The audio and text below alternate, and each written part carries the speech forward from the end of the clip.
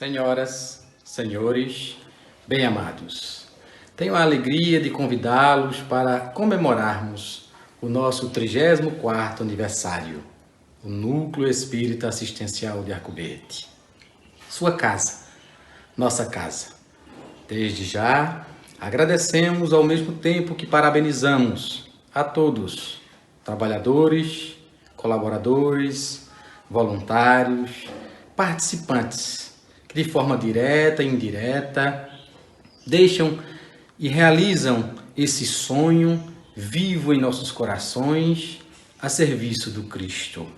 Que possamos, mais anos, por que não dizer séculos, pela frente, sermos esse ponto de luz, essa referência onde vamos aurir novas forças, conhecimentos, consolo, paz, prece, luz. É no NEASA que nós vamos, de fato, em definitivo, buscar a nossa reforma íntima e sermos cristãos, não apenas do centro, mas em casa, na rua e onde quer que a gente se encontre, difundindo o Evangelho do Cristo. Parabéns, NEASA! Parabéns, trabalhadores!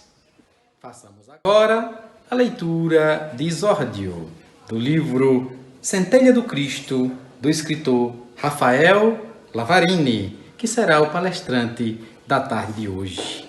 Tema: a fé e o trabalho. Se o momento é de provação, acalme-se, eleve ao Criador sua prece e saiba esperar.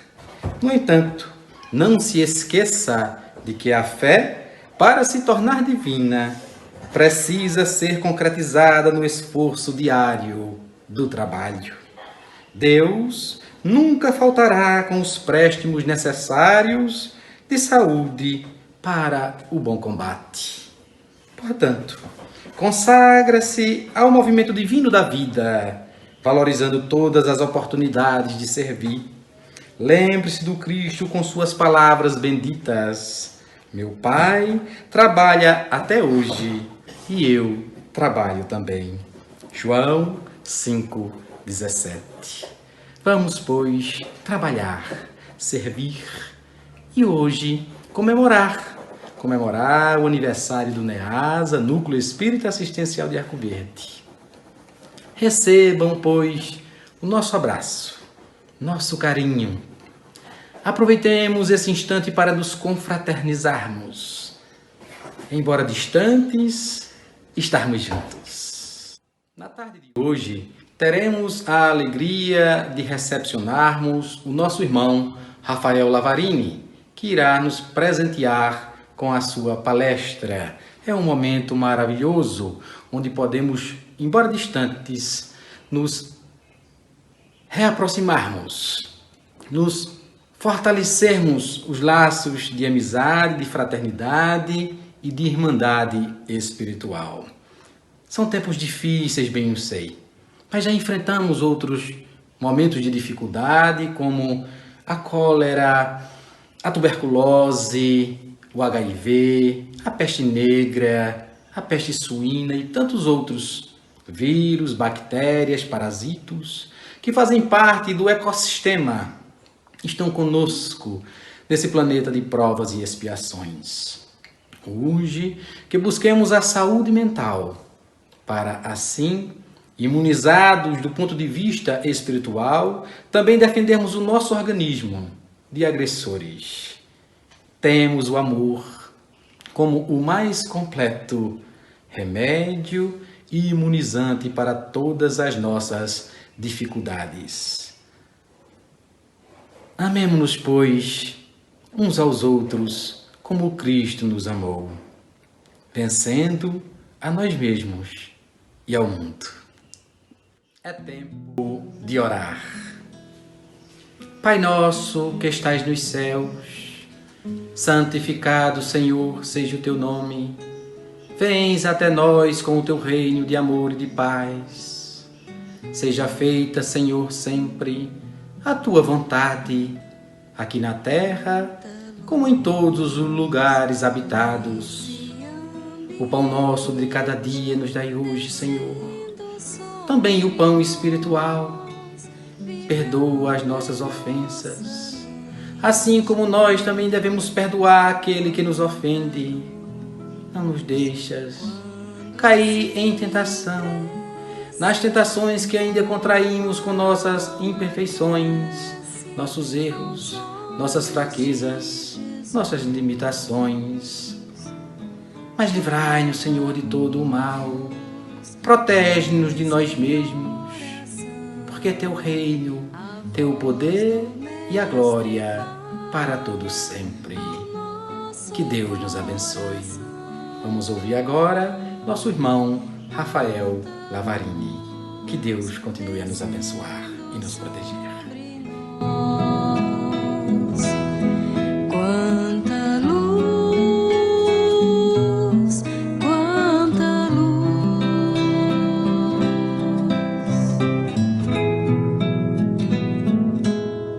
Iniciamos a nossa fala contando uma história, porque muitas vezes a história nos faz situar no tempo, no espaço em que fora vivida. Sobretudo, muitas histórias, em especial, aquelas que fizeram parte do cristianismo primitivo, têm um dom de fazer com que as nossas mentes sejam esclarecidas. Sobretudo, que os nossos corações sejam confortados. E a gente inicia relatando uma história descrita no capítulo 1 do livro Paulo e Estevão. Quando o velho Josedebe, pai de Gesiel e Abigail, vivendo na cidade de Corinto, vá até o centro da cidade buscar alguns pães, alguns peixes, alguns frutos, a fim de sustentar os filhos. Mas naquele momento em que Josedebe sai da sua chácara para ir à cidade de Corinto, era um momento onde havia muitas perseguições, porque alguns anos antes havia chegado naquela cidade, considerada a joia da antiga Acaia, uma região da Grécia promissora, próxima ao mar, o que favorecia o comércio, uma região onde havia pessoas de várias etnias diferentes, como judeus. O próprio Josedebe e seus filhos tinham origem judaica, os próprios gregos daquela região, assim como os romanos, que chegaram alguns anos antes, devastando Corinto, principalmente devastando a vida dos judeus. Não foi diferente com a família de Josedebe, Gesiel e Abigail, que tiveram grande parte das suas terras roubadas pelos judeus. Sobretudo, Josedebe foi preso. A sua esposa, uma mulher de coração sensível, veio a desencarnar. Tamanho aquele golpe que a vida presenteava aquela família. Presenteava sim, meus irmãos, porque muitas vezes na dor e no sofrimento encontraremos a nossa redenção. E vocês perceberão ao longo da história que a dor é o mecanismo que a espiritualidade utiliza para nos aproximar do Cristo. A gente ouve algumas frases na casa espírita e vai repetindo essas frases sem ter o raciocínio lógico. Uma delas é: aquele que não vem pelo amor, vem pela dor. Eu nunca conheci alguém que tenha vindo pelo amor. Nem Chico Xavier conheceu o espiritismo, o cristianismo pelo amor. Foi através da dor. E através da dor e do sofrimento nós podemos conhecer Jesus. Josedebe, naquela manhã, onde o sol estava muito forte, mas a alegria das ruas de Corinto, tão costumeiras, não estava se fazendo presente. As crianças não brincavam mais de forma despreocupada, porque os romanos haviam levado um clima de tensão para aquela cidade. Josedebe, indo ao centro de Corinto, se depara com um grupo de soldados romanos, e ali ele fica numa grande dúvida, cumprimentar ou não os seguidores de César, porque ele, judeu, sofria perseguição. Não só ele, mas o povo judeu sofria uma perseguição há séculos e séculos. E ali na dúvida, Josedebe abaixa a cabeça, numa atitude de humildade, e passa em silêncio, sem dirigir a palavra aos soldados de César. No que ouve de um daqueles soldados: como ousa você, um judeu imundo, passar ao lado dos soldados de César e não nos reverenciar. Quando Josedebe pensou em respondê-los, ele já estava sendo espancado de forma bruta e covarde. Um velhinho, com sua barba branca e grande, conforme os costumes judaicos, estava ali, apanhando na mão daqueles jovens soldados de Roma. E à medida que ele apanhava, ele refletia sobre tudo aquilo que havia aprendido com Moisés. Por exemplo, não matarás. E ele permanecia numa atitude pacífica, mas ao mesmo tempo recordava-se da interpretação dos profetas que diziam: olho por olho, dente por dente. Mas via o seu condicionamento físico e percebia que qualquer reação seria um mecanismo para que ele apanhasse ainda mais. E então ele teve paciência de apanhar. Pegou seu cesto, ainda um tanto quanto conturbado, foi ao centro da cidade de Corinto e ali teve uma outra surpresa.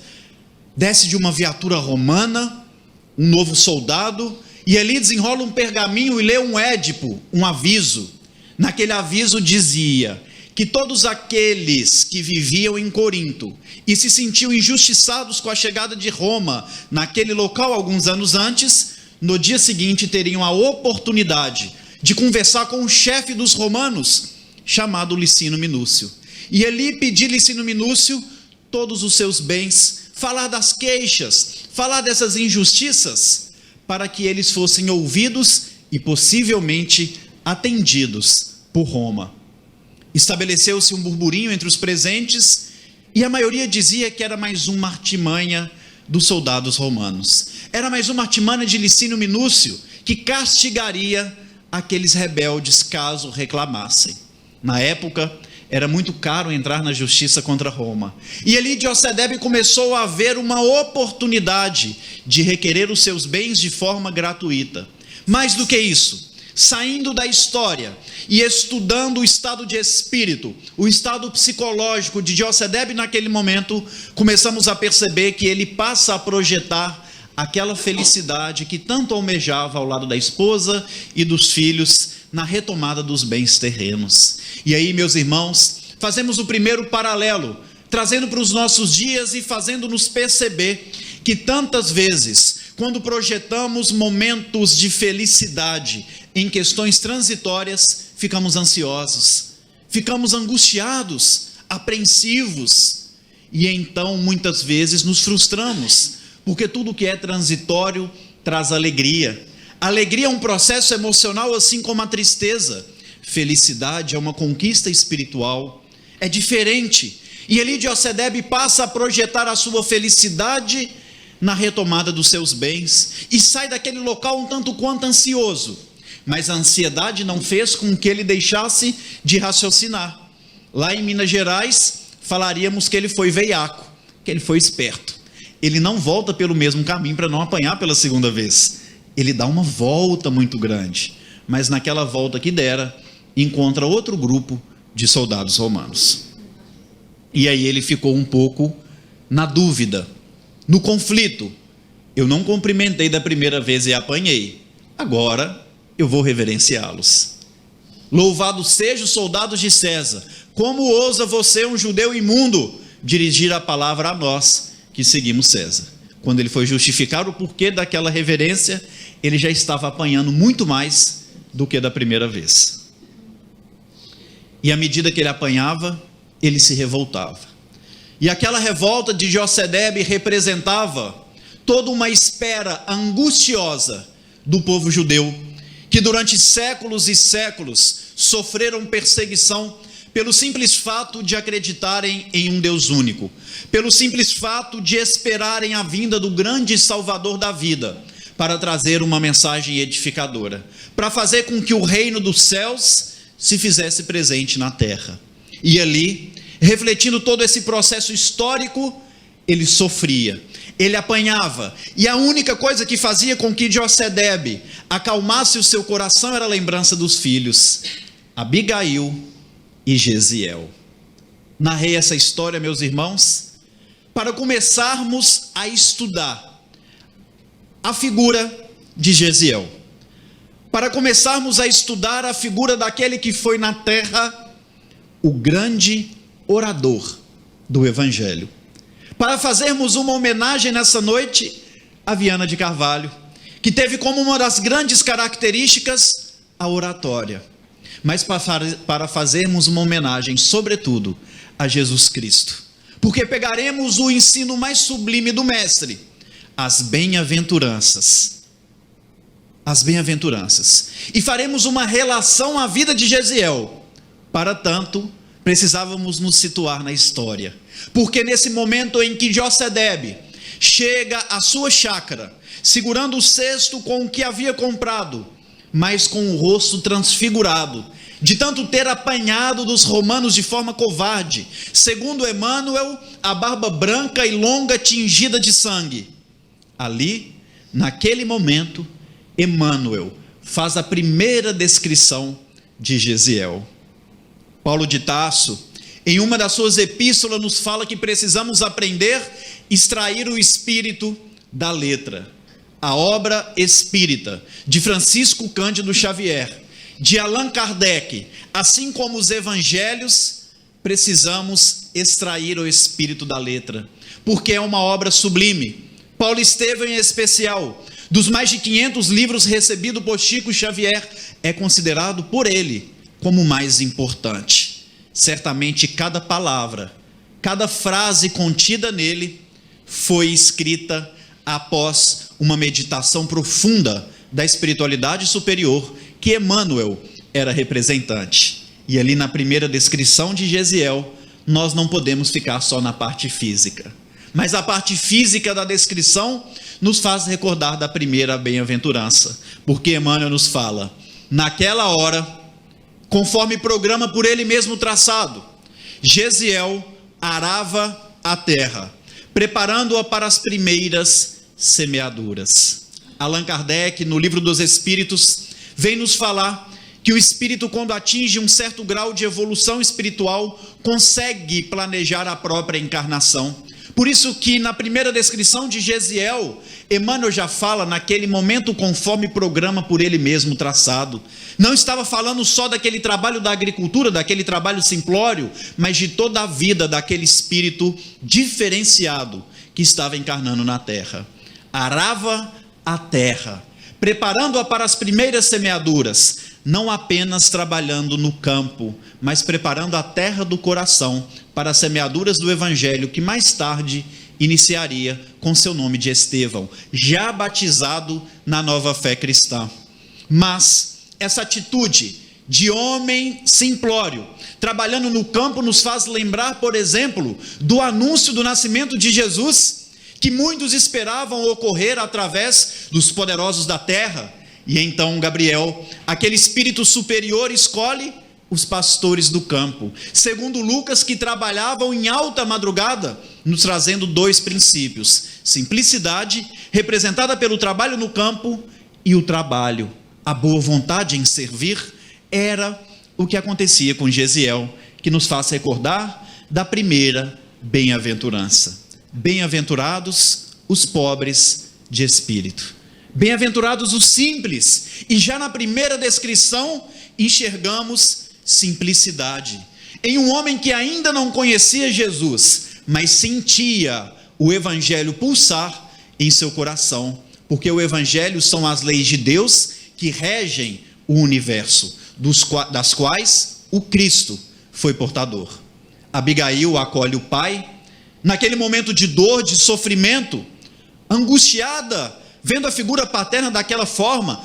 Creio que todos nós também ficaríamos assustados, talvez ligados ao instinto, queríamos revidar, perguntaríamos ao pai o que aconteceu, iríamos tirar satisfação, chamaríamos as autoridades.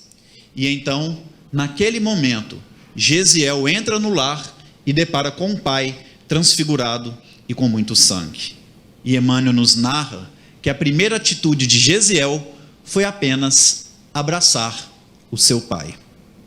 Bem-aventurados os que choram, porque serão consolados. A segunda bem-aventurança. A primeira descrição caracteriza a primeira atitude caracteriza a segunda bem-aventurança, que tantas vezes entendemos ela mal, Bem-aventurados os que choram, porque serão consolados. É bom demais ouvir isso.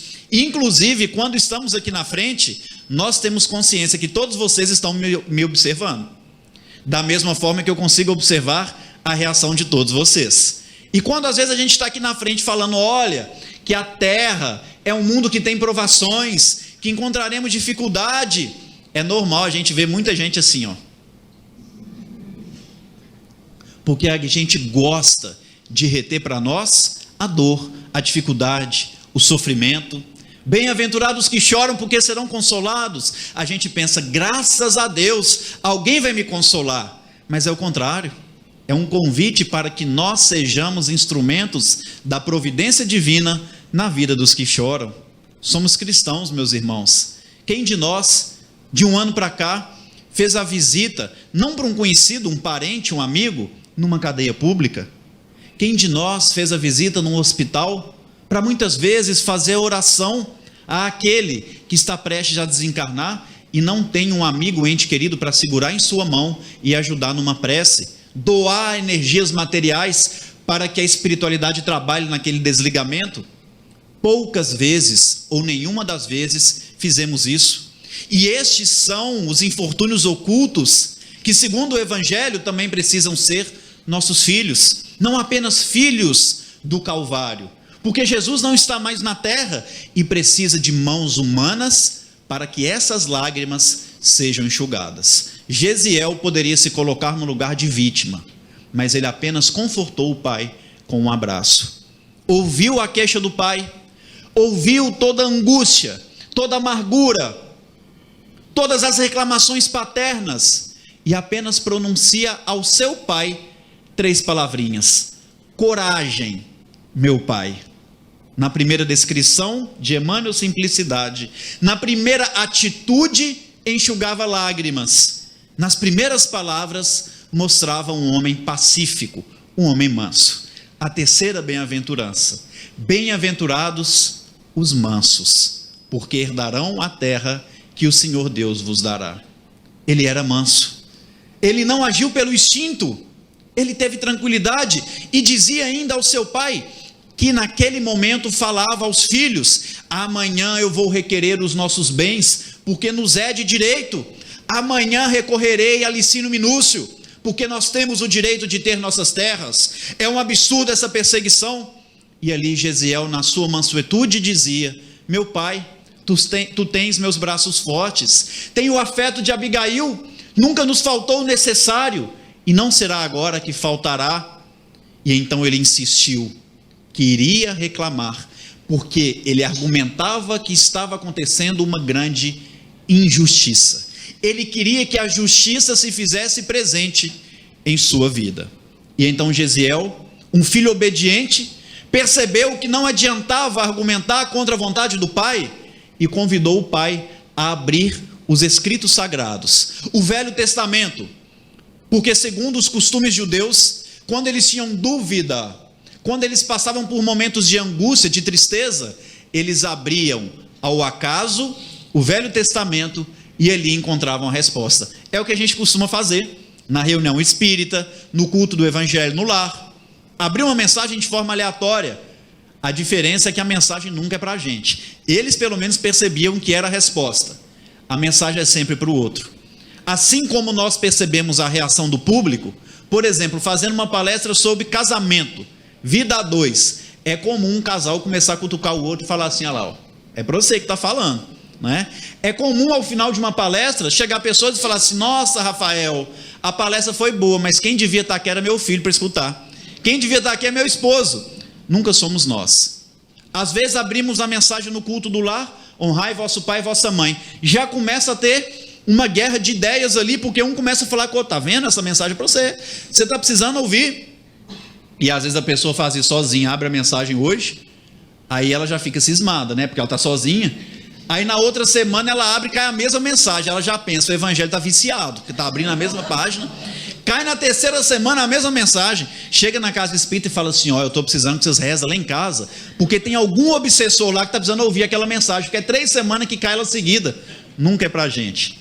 Às vezes terceirizamos a responsabilidade até para os espíritos. E ali José Debe abre o Evangelho, não o Evangelho, o Novo Testamento, mas o livro sagrado que eles tinham, que era o Velho Testamento, cai no capítulo 2 dos Provérbios de Salomão, nos itens 8, 9 e 10, que fala o seguinte: filho meu, não rejeites o corretivo do Senhor. Deus repreende o filho que ama, da mesma maneira o pai, o filho que quer bem. Filho meu, não rejeites o corretivo do Senhor.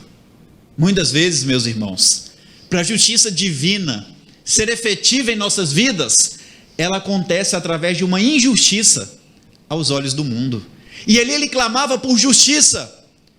Gesiel tentava explicar, não conseguiu, mas sugeriu que a justiça fosse sentida e entendida através dos escritos sagrados. Bem-aventurados os que têm fome e sede de justiça, porque serão saciados. E eles foram saciados. Inclusive, Emmanuel comenta que ao ler aquela mensagem, Josedebe ficou branco como uma cera. E ao final da leitura falou com seu filho Gesiel: reconheço, Gesiel e Abigail, que os profetas me alertam e que essa mensagem é para mim. Mas mesmo assim, amanhã eu vou lá que eu quero minhas terras de volta. Né? Foi teimoso.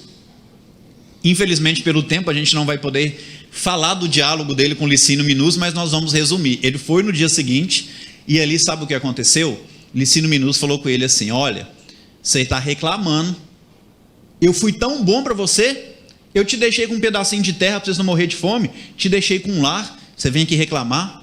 Por castigo, você vai ter agora 3 dias para desocupar a sua casa, que agora tudo é de Roma. Filho meu, não rejeites o corretivo do Senhor.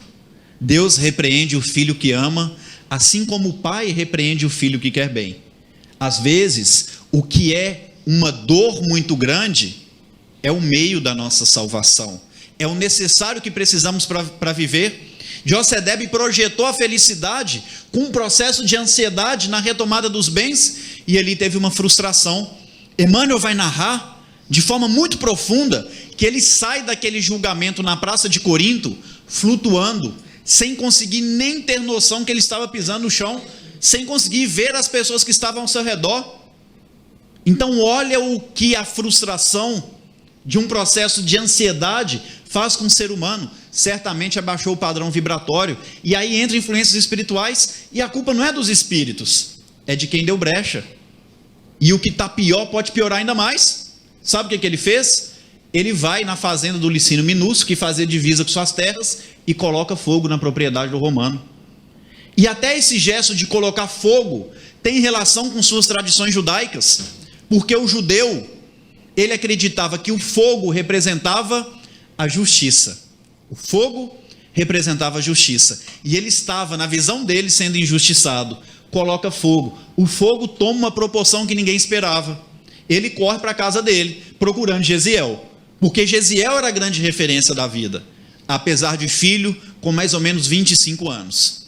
E então Gesiel não estava, Gesiel não chegava. Gesiel chegou de madrugada, fadigado, sujo, com dificuldade até em caminhar. Sabe por quê? Ele estava apagando o fogo do vizinho.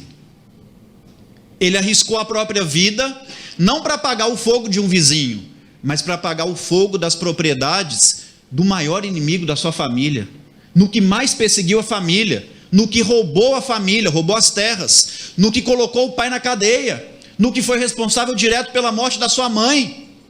Bem-aventurados os misericordiosos, porque alcançarão a misericórdia. Ser misericordioso com quem é bacana conosco, quem sorri, é muito fácil. Visitar uma cadeia pública e amar um criminoso é difícil. Ir no hospital e trocar a fralda de um desconhecido e sujar nossas mãos de fezes é difícil. Mas aí está a verdadeira caridade, porque o que é fácil não é caridade.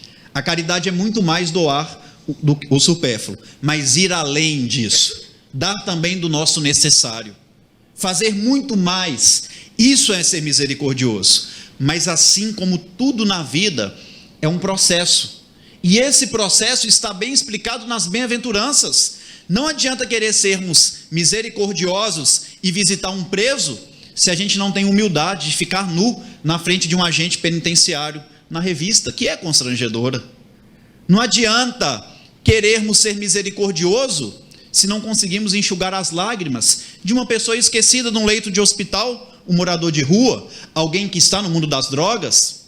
Não adianta querer sermos misericordiosos de ir num trabalho desse, na rua, na cadeia, no hospital, e ainda ouvir uma injúria de quem está ali para ser ajudado, se a gente não for manso, se não formos pacíficos. Não adianta querermos sermos misericordiosos se a gente não entender que muitas vezes a injustiça que a gente vê na terra, no mundo, é o processo de justiça divina.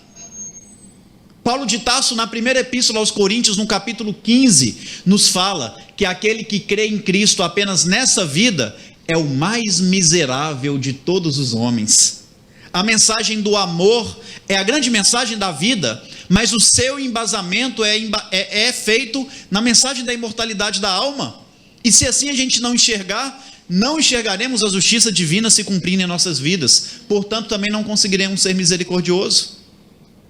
Não conseguiremos perdoar, porque para sermos misericordiosos, precisamos perdoar. No livro dos Espíritos, Kardec pergunta onde está fundamentado o dogma da reencarnação? Qual que é o fundamento disso? E a espiritualidade responde: na misericórdia do Pai, que sempre deixa aberta a porta do arrependimento ao filho rebelde que cometeu um erro. Para termos a misericórdia do Pai, precisamos ter a misericórdia também com o nosso próximo. Ali, Josedebe recebe o filho, ouve todo o seu relato e Jesiel disse a ele e a Abigail: deveremos esperar pelo pior. Abigail, vamos orar aquela mensagem maravilhosa que a mamãe sempre nos instruiu nos momentos de aflição. E então eles abrem o Salmo 23 e ali leem ele completo, na íntegra: o Senhor é meu pastor, nada me faltará. Quando eles terminam o capítulo 23 dos Salmos de Davi, os soldados de Licínio Minúcio já adentram aquela residência, prendendo os três, Abigail, Jesiel e Josedebe. E Emmanuel, de uma forma poética, nos fala que eles foram jogados numa cela úmida, mas aquela cela fazia com que eles pudessem ver as estrelas, com uma janelinha muito pequena que tinha ali. E Emmanuel complementa dizendo que o Filho de Deus, que passa por privações, por dores e sofrimentos na terra, no momento de angústia, onde ele não vê saída para a vida, muitas vezes, de forma inconsciente, ele levanta a cabeça, ergue os olhos para a imensidão, como se buscasse um socorro espiritual do nosso Pai Celestial. Em silêncio, em lágrimas, muitas vezes, nós buscamos esse socorro. E ali aquela janelinha fez com que Jesiel e Abigail, após acomodar Josedebe, meditassem naquela visão maravilhosa. E eles recordaram da lição que haviam meditado no último culto que fizeram no lar, porque faziam todos os dias. Mais um erro de nós espíritas, falar que culto no lar é uma vez por semana. Jesus tem que estar nos nossos lares todos os dias, com a mesma proporção que nós precisamos do alimento material, precisamos do alimento espiritual, e através do Cristo encontramos o pão da vida, a água capaz de saciar toda a nossa sede. E ali eles lembraram do último culto, quando meditaram em Moisés, refletindo e vislumbrando a terra da promissão, e ali eles olhavam as estrelas como se aquelas estrelas fossem a terra da promissão. E então começaram a recordar da mãe que havia desencarnado. Certamente a mãe, espiritualmente, estava se fazendo presente naquele local, porque quando sofremos, meus irmãos, os nossos entes amados se aproximam. Muitas vezes a nossa ignorância, a nossa rebeldia não permite com que a gente perceba essa presença. Como Josedebe, mesmo com aquela mensagem, mesmo com as orientações dos filhos, não quis perceber o chamado divino para a sua vida, o alerta da espiritualidade. E ali Abigail fala: certamente, Jesiel, se a mamãe estivesse conosco, o papai não teria tido uma atitude dessa. Será que ela está decepcionada? Não, minha irmã, não pense por esse lado. A mamãe há de compreender. Lá naquela pátria luminosa e distante, ela espera por nós ao lado de Deus. E ali Jesiel, muito inspirado, permanece falando com a sua irmã Abigail: eu creio no Messias Redentor. Ele virá reestabelecer todas as coisas, dará paz aos tristes, levantará os oprimidos, Tomará com amor todos aqueles que padecem de sofrimento da alma. Quem sabe, minha irmã, o Nazareno já não se encontra entre nós, porque Deus opera em silêncio e não concorre com as vaidades da criatura terrena. Ele virá, Abigail, ensinando as veredas da justiça, do amor, do perdão e da caridade. Em um parágrafo, Gesiel, que não conhecia Jesus, resumiu o que o Cristo pregou durante a sua vida. Bem-aventurados os que têm puro o coração, porque verão a Deus. Só um homem com um coração tão puro pudera sentir a presença de Jesus sem ter tido contato nenhum com o mestre Nazareno. No dia seguinte, ele assume a culpa naquele julgamento, dizendo a Licínio Minúcio que havia sido ele que colocou fogo na propriedade. Licínio Minúcio fala: pois bem, você pagará pelo castigo do crime que confessa de forma espontânea, e seu pai pelo crime que foi visto cometer. Os dois no tronco, 39 chibatadas. E uma daquelas chibatadas pega no pescoço de Josedebe. O sangue começa a ir longe, e Gesiel fala com sua irmã, que assistia tudo aflita: minha irmã, faça a oração dos aflitos que a mamãe também nos ensinou, porque papai está aspirando. Papai está desencarnando. E ali ela começa a não fazer a oração, mas cantar aquela prece aos aflitos.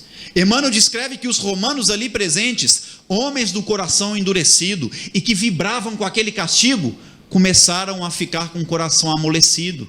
Mudou o ambiente espiritual. Certamente Gesiel foi intuído a fazer aquele pedido a Abigail para que a espiritualidade tivesse campo e trabalhasse no desligamento de Josedebe, que morreu na frente dos filhos. Abigail foi colocada para fora daquele recinto, ficou sem rumo. Mais tarde foi adotada por um casal generoso, que foi morar com ela próximo à cidade de Jope, numa chácara. Gesiel passou a ser um escravo das chamadas galeras romanas, embarcações das quais, segundo as tradições, aqueles escravos que adentravam nelas não viviam mais que 4 meses, com água na altura do tórax, remando quase 24 horas por dia, a troco de pão e água.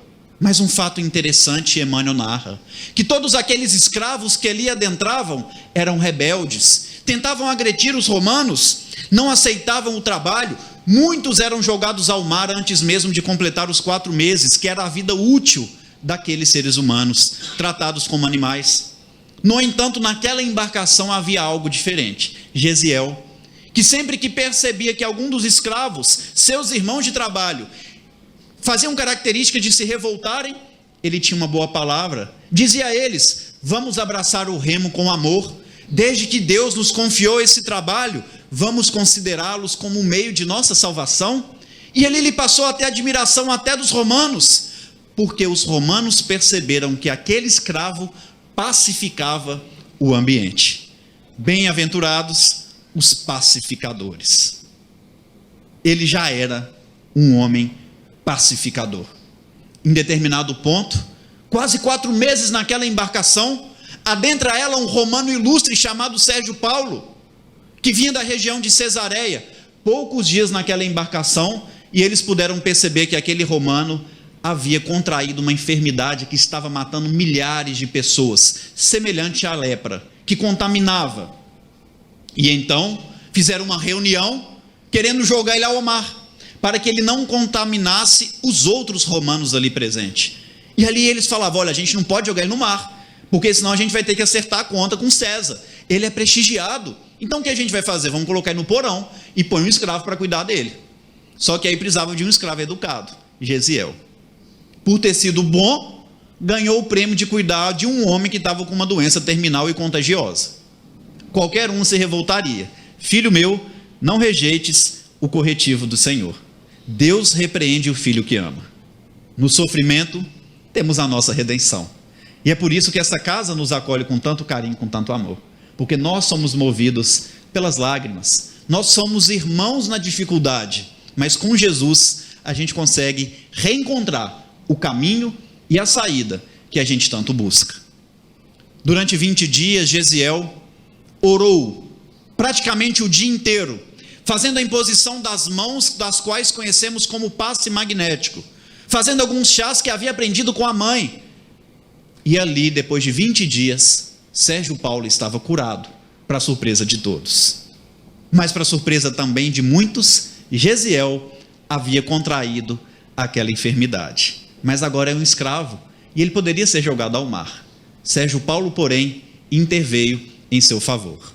Por esse escravo, devo a minha própria vida. Vamos dar liberdade a ele. Emmanuel vem nos falar que o bem que a gente faz em qualquer momento de nossas vidas será nosso advogado em toda parte. A espiritualidade pega um enfermo com uma doença contagiosa para que fosse oferecido a liberdade a Gesiel. Se ele tivesse revoltado contra aquela atitude, certamente não teria comovido o coração de Sérgio Paulo. Mal deram os primeiros passos, depois de ter recebido uma bolsa cheia de moedas, algumas túnicas, alguns pães, para suprir as primeiras necessidades ofertadas pelo generoso romano Sérgio Paulo, ele cai na praia da cidade de Jope, que distanciava mais ou menos 60 quilômetros de Jerusalém, a mesma cidade onde Abigail havia sido acolhida. Olha o quanto que Deus é bom. Olha como Deus prepara os caminhos para a gente. E ele caiu ali delirando de febre. Só que em alta madrugada um criminoso passava naquela região e viu um cara deitado com uma bolsa. E falou, eu vou lá acertar a boa, não é? E quando ele chega com um objeto cortante para roubar de Gesiel, Gesiel, que estava dormindo, assusta, faz um movimento involuntário, o criminoso acha que Gesiel estava reagindo, pega aquele objeto cortante e vai para tirar a vida de Gesiel. E Gesiel fala com ele, por quem sois, não me mate. Eu preciso muito viver, porque eu sonho um dia reencontrar minha irmã. Ele queria viver para reencontrar a irmã. Aquele homem se comoveu e falou com ele, olha, um criminoso, um ladrão, e olha a espiritualidade utilizando ele. Olha, eu não posso te ajudar, mas sei quem pode. Ele leva ele até a casa de um senhor cristão na cidade de Jope. A espiritualidade aproveita uma doença grave que matava e um ladrão para salvar Gesiel. E às vezes a gente acha que o nosso problema é só para derrubar a gente, não é. É para nos reerguer e nos fazer ainda mais forte. Aquele senhor recebe Gesiel e fala, infelizmente aqui eu não posso cuidar, mas em Jerusalém eles vão poder cuidar. E ali Gesiel vai até a casa do caminho. São recebidos na porta por Tiago, que no primeiro momento disse, infelizmente não podemos recebê-los, a casa está lotada. E muitas vezes a nossa vida íntima está lotada de preocupações, de aflições, de ansiedade, o que nos impede de tantas vezes acolher um filho dentro do nosso lar, que a gente não consegue perceber o olhar dele de pedido de socorro, porque a gente olha muito mais para a tela do celular. Alguém que bate a nossa porta em desespero, que está sem alimentar, que não tem o que oferecer naquele dia para os filhos, mas a gente não tem tempo, a gente não abre, ou quando o abrimos tratamos de forma ríspida. O acolhimento, ao lado da simplicidade, precisam ser as grandes características do cristão. O acolhimento precisa ser a grande característica de uma casa espírita. Saber acolher, saber ouvir, ter e resgatar o hábito do olhar. Se os seus olhos forem bons, todo o teu corpo será luz. E através do olhar, conseguimos detectar, conseguimos sentir o que aquelas pessoas que convivem conosco estão passando. E ali Tiago não quis acolher, por vigilância, representando muitas vezes o que fazemos. E quando aquele carroceiro volta, muito triste, desapontado, porque sabia que Gesiel morreria, chega a figura inovidável de Simão Pedro. Perguntaram inclusive a Chico Xavier, qual o personagem mais importante da obra Paulo Estevão? Paulo ou Estevão? Chico Xavier respondeu, Simão Pedro. Depois da crucificação, foi o personagem mais importante da história do cristianismo. E quando Pedro chega, percebendo o que estava acontecendo, ele disse, num tom amoroso e firme, o Cristo a quem sirvo, nos recomendou que acolhêssemos todos os filhos que se encontram no sofrimento, e ele vai entrar. E ali eles acolhem Gesiel, que também durante 20 dias fica entre a vida e a morte, e no delírio da febre, passa a recitar versos do Velho Testamento, em especial do profeta Isaías. E ali Pedro, impressionado com o conhecimento daquele jovem, percebe que depois dos 20 dias ele havia se reestabelecido. Improvisa um banco rústico, debaixo de tamareiras frondosas, do lado de fora da casa do caminho. E ali pergunta a Gesiel: de que tribo você se pertence? Percebo que você vem de origem judaica. Como você domina tanto o Velho Testamento? Por que venera tanto Isaías? Perguntou Pedro. E ali Gesiel respondeu: sou da tribo de Issacar. De fato, venero todas as escrituras sagradas, mas a Isaías eu tenho um apreço maior, pelas promessas que ele faz sobre a vinda do Salvador. Naquele momento Pedro sorriu e disse a Gesiel: não sabe, Gesiel, o Salvador já veio. O profeta Nazareno nos trouxe a mensagem de Deus para todos os séculos. Gesiel deu um salto daquele banco e disse: que me dizes? Pedro entrega a Gesiel o Evangelho de Mateus. Emmanuel vem nos narrar que Estevão não leu, devorou o Evangelho. Nós precisamos devorar o Evangelho. Na última reunião de Jesus com os seus discípulos, após a chamada Santa Ceia, Jesus disse a eles e a todos nós: se me amais, guardai os meus mandamentos. E eu rogarei ao meu Pai, e ele vos enviará um outro Consolador, a fim de que fique eternamente em vós e convosco, o Espírito da verdade que o mundo ainda não conhece, mas vós o conheceis. O Espiritismo veio, meus irmãos, para trazer Jesus de novo no coração do povo. Porque, segundo Chico Xavier, não há na história da humanidade nenhum personagem que substitua o Cristo em nossas vidas. Precisamos ir ao encontro do Mestre. Precisamos meditar nesse livro sagrado da vida que Gesiel devorou.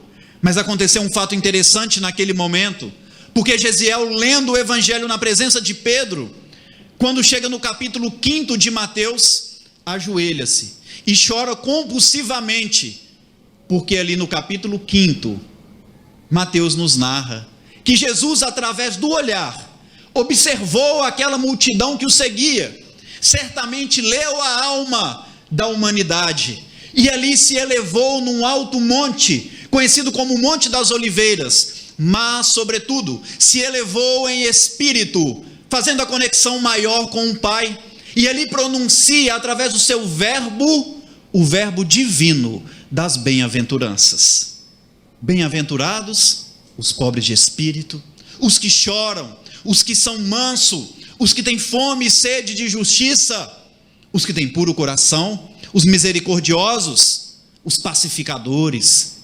Naquele momento, de joelhos, Gesiel chorou compulsivamente, porque havia percebido que todas as suas posturas diante das provações da vida estavam descritas naquele código sagrado. Reconheceu Jesus como Salvador e ali disse a Pedro: revelaste-me a luz do mundo.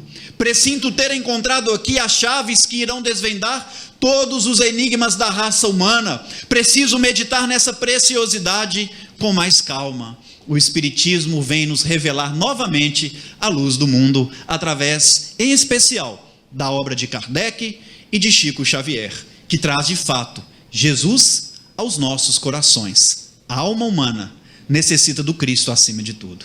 Em pouco tempo, Gesiel, que passa a ser conhecido como Estevão, o grande orador, passou a ser grande referência na Casa do Caminho e coordenar as pregações centrais diariamente, onde à noite aqueles enfermos encontravam alívio também para a sua alma, porque ali falavam de Jesus. Uma dessas pregações, ele abre o pergaminho ao acaso, não mais o Velho Testamento, desta feita o Evangelho de Mateus, no capítulo 10, nos itens 4, 5 e 6, mas pregai antes as ovelhas perdidas da casa de Israel, e anunciais a elas que é chegado o reino dos céus. Naquele dia, ao lado dos leprosos, das prostitutas, dos criminosos, dos viciados, dos velhinhos trêmulos que seguravam em seus cajados, das crianças que não tinham pai e mãe e que estavam na casa do caminho, encontrava-se Saulo de Tarso. E naquele momento, certamente, a espiritualidade preparou o primeiro convite para que Paulo seguisse Jesus. Ninguém vem para ser criminoso, ninguém vem para errar. O nosso planejamento reencarnatório é assertivo. Nós que através do livre-arbítrio e das escolhas percorremos caminhos mais difíceis, mais árduos pela nossa ignorância. E ali, trazendo aquela mensagem das ovelhas perdidas, Estevão, uma grande inteligência, iluminado pelas luzes do Evangelho, tentava iluminar outra grande inteligência chamada Saulo, fazendo um paralelo de todo o Velho Testamento, de profecias que existiam sobre a vinda do Senhor, como por exemplo, Isaías no capítulo 53 do seu livro, dizia a respeito do Mestre, 7 séculos antes do nascimento de Jesus: homem de dores, não terá beleza nem formosura, humilhado, desprezado por todos, experimentado nos trabalhos, será levado como uma ovelha em meio a lobos, padecerá entre 2 criminosos, mas enxugará para sempre as lágrimas que existem na terra, porque trará para a humanidade a mensagem da imortalidade. Isaías 53. E ali Gesiel trazia certamente esses ensinos do Velho Testamento se cumprindo em Jesus, no momento em que Saulo se levanta e disse: como ousa você em Jerusalém, na casa de Israel, onde se decide todos os destinos da raça humana, dizer que o Filho de Deus que esperamos é um carpinteiro vulgar? Sem trair a bondade que vinha em seu coração, Estevão respondeu a Saulo: Saulo, meu irmão, ainda bem que o Messias foi carpinteiro, porque dessa forma nunca faltará um abrigo seguro aos nossos corações. Porque Jesus, meus irmãos, é o abrigo da paz e da esperança para as nossas aflições. Saulo quis continuar a discussão. Estevão disse a ele: o Cristo a quem sirvo nos recomendou que evitássemos os fermentos da discórdia infrutífera. Quantos males não conseguiríamos evitar se soubéssemos o valor do silêncio? Se retirou dali e ainda ouviu de Saulo o seguinte: pagarás caro por essa afronta. O sinédrio, Estevão, tem 1000 maneiras de lhe fazer chorar, de te fazer sofrer, de fazer com que você perca a sua própria vida e abdique desse amor desvairado a esse nazareno vulgar. E então Estevão respondeu: o sinédrio, Saulo, tem 1000 maneiras de me fazer chorar e sofrer. Pode fazer com que eu morra, como mataram o próprio Cristo injustamente, mas desconheço meios que fará com que eu tire o meu amor a Jesus Cristo, o amor que nutro pelo Mestre e que mora em meu coração. E a vida também é assim, meus irmãos. Ela vai nos trazer padecimentos e desafios. Nenhum deles, porém, será maior, nem a morte será capaz de fazer com que a gente não ame Jesus. Saulo cumpriu a promessa e, num cenário festivo, apedreja e mata Estevão. E naquele momento em que Estevão era desligado do corpo físico, segundo as descrições que Simão Pedro havia feito para ele, ele percebe que Jesus andava ao seu encontro. Mas Jesus olhava chorando a figura de Saulo, e ele, percebendo a tristeza de Jesus, comandante de sua morte, de seu assassinato, ele apenas disse: Senhor, não lhe imputes esse pecado. Perdoou o próprio verdugo. E no momento em que ele perdoa, ele ouve no mundo espiritual um coral que cantava e o recebia com a canção das bem-aventuranças, nos fazendo lembrar da última: bem-aventurados sois vós, quando sofreres perseguição por amor ao meu nome, porque é de ti o reino dos céus. Mal acabara de se recuperar dessa surpresa, Estevão viu que havia uma mulher e que aquela mulher era sua irmã Abigail.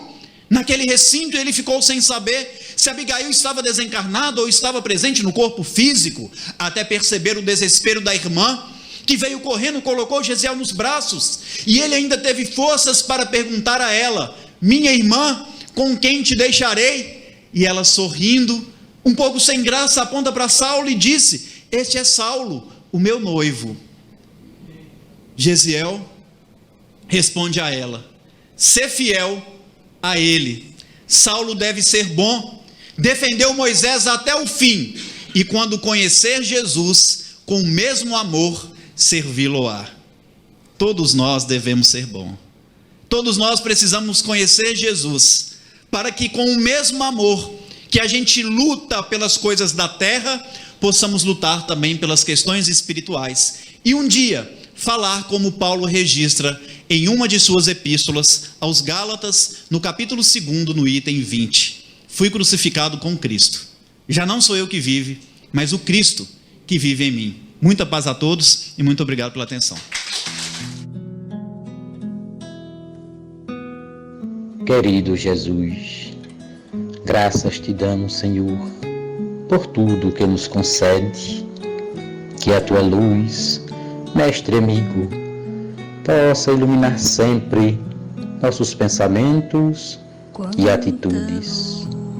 Dai-nos força, Senhor, para vencermos a nós mesmos, nossas fraquezas, limitações, erros, e assim, Senhor, construirmos teu reino dentro de cada um de nós, cumprindo e se fazendo cumprir a lei de amor, de justiça e de caridade, no seu sentido mais completo.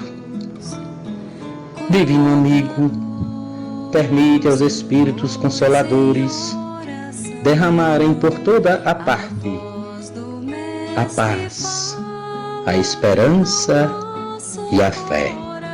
Que Deus nos abençoe.